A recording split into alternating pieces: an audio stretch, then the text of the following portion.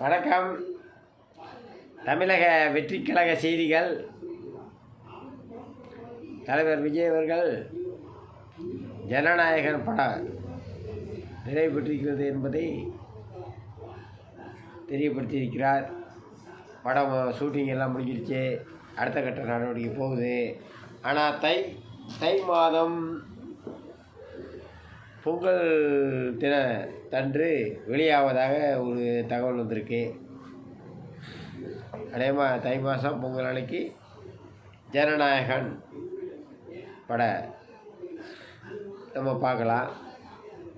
அதுக்கடுத்து மாவட்ட செயலாளர்களுக்கு மாவட்ட செயலாளர் பொறுப்பாளர் நமது அண்ணன் புஜி ஆனந்த் அவர்களுக்கு ஒரு கட்டளையிட்டிருக்கிறார். இந்த பூத் கமிட்டி மீட்டிங் அக்டோபர் மாதத்துக்குள்ளே முடிச்சிடணும் அப்படின்ட்டுருக்கார். பூத் கமிட்டி மீட்டிங் இருக்குல்ல, அது வந்துட்டு இன்னும் மொத்தம் 6 இடத்துல பூத் கமிட்டி மீட்டிங் போடுறதா இருக்கும். அந்த 6ல் 1 தான் முடிஞ்சிருக்கு, கோவை மண்டலம். அடுத்தது மதுரை சொல்லியிருக்காங்க, அது எப்போன்னு தெரியல. ஆனால் 6ஐ இந்த வர்ற அக்டோபர் மாதத்துக்குள்ளே முடிக்கணும் அப்படின்ட்டுருக்காரு. அடுத்தது மாவட்ட செயலாளர்களில் மொத்தம் ஒரு 6 பேர் அறிவிக்கப்படாமல் இருக்காங்க. அந்த 6 மாவட்ட செயலாளர்களை அறிவிக்க வேண்டும்.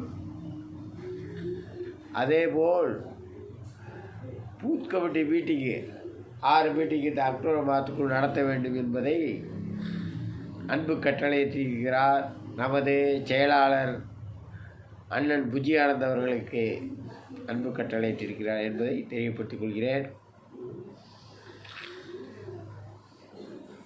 பூத் கமிட்டி மீட்டிங் மதுரையில் நடக்குது. அதுக்கடுத்து கன்னியாகுமரியில் நடக்குது.